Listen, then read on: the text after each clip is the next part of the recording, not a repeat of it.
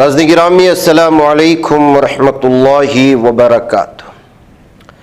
آج کی بات خاص بات میں آپ لوگوں کا استقبال ہے۔ ناظرین گرامی، میں انصار عزیز ندوی اس وقت آپ لوگوں کے سامنے دن بھر سے آئی ہوئی کچھ اہم ترین خبروں کی تفصیلات لے کر حاضر ہوں۔ تفصیلات میں جاؤں اس سے پہلے آپ لوگوں سے جو درخواست ہوتی ہے اس پر توجہ کرنے کی اپیل کروں گا۔ آئیے پہلی خبر کی جانب بڑھتے ہیں۔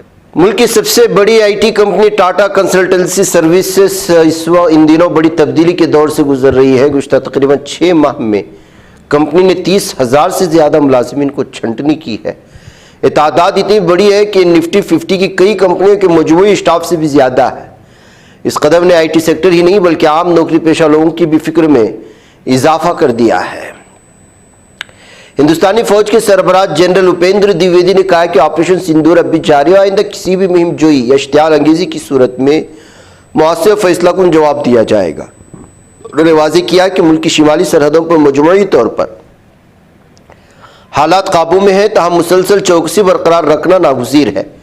ان کے مطابق اعلیٰ سطحی بات چیت، رابطوں کی بحالی اور اعتماد سازی کے اقدامات کے باعث صورتحال میں بتدریج معمول کی طرف واپسی ہو رہی ہے، لیکن حفاظتی تیاریوں میں کسی قسم کی کمی نہیں لائی گئی۔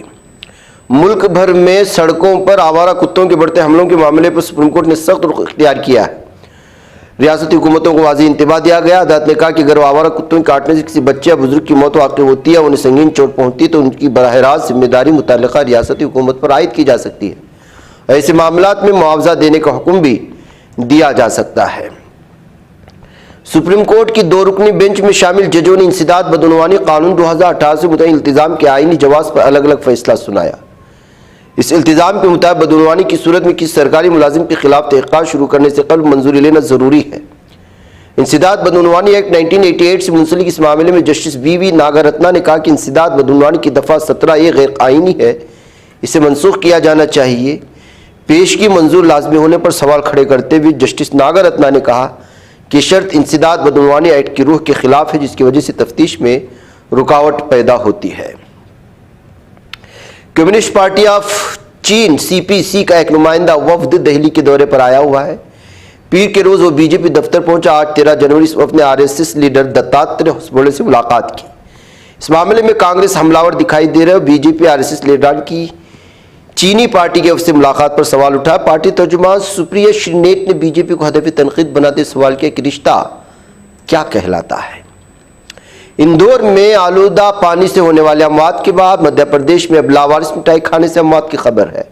ریاست کے چھندواڑہ ضلع میں اس مٹھائی کھانے سے ایک گارڈ سمیت 2 لوگوں کی موت ہو چکی ہے، جب کئی افراد بیمار ہیں، اسپتال میں زیر علاج ہیں۔ اس واقعی علاقے میں خوف و ہراس کا ماحول پایا جا رہا ہے۔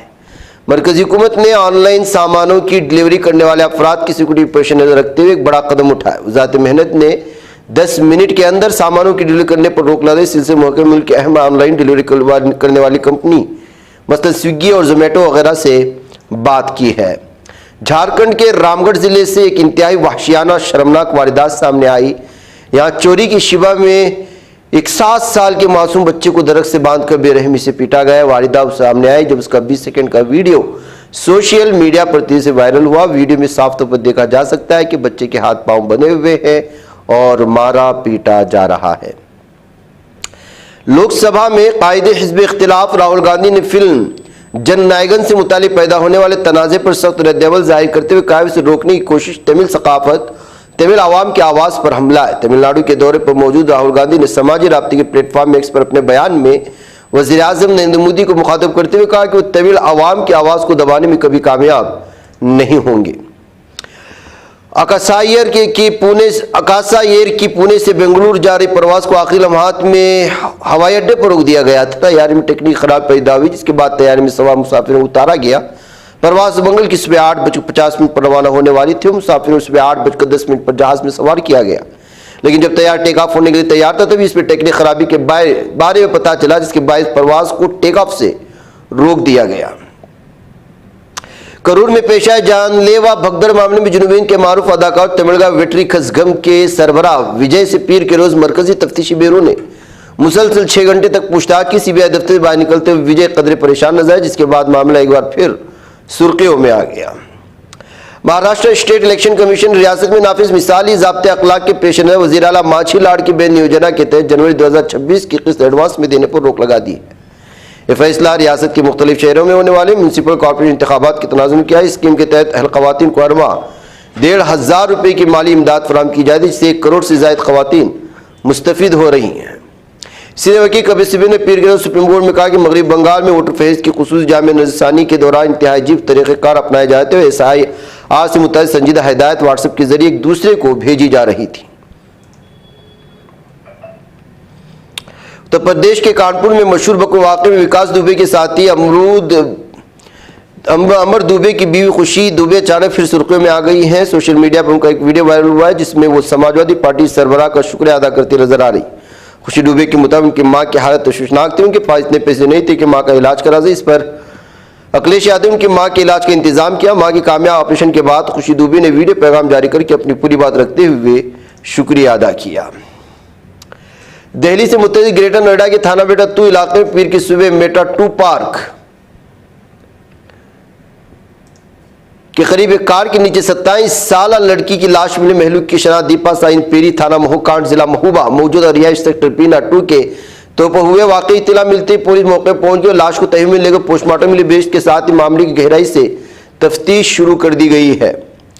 फिलिस्तीनी तंजीम हिंद रजब ने ऐलान किया कि उसने ऑस्ट्रिया में काबिज जालिम सहनी दरिंदों के फौजी योनातान क्रेफ के खिलाफ फौजदारी मुकदमा दायर किया है। क्रेफ पर गाजा के खिलाफ काबिज इसराइली फौजदारों के दौरान जंगी जराइम, इंसान के खिलाफ जराइम, फिलिस्तीनी आवाम की नस्लकुशी में मावनत के संगीन इल्जामात आयद किए गए हैं।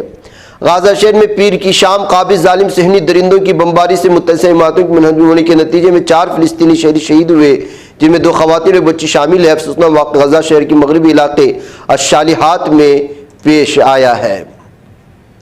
अलकुद्स गवर्नर ने कहा कि काबिज जालिम सहनी दरिंदों की हुकूमत ने मकबूज अलकुद्स में फिलिस्तीनी पनाहगुज़ीनों के लिए काम करने वाले अक़वाम मुत्तहिदा की एजेंसी एनरवा की इमारतों से बिजली और पानी काटने के कानून पर अमल दरामद के लिए अमली इक़दामात की मंजूरी दे दी है।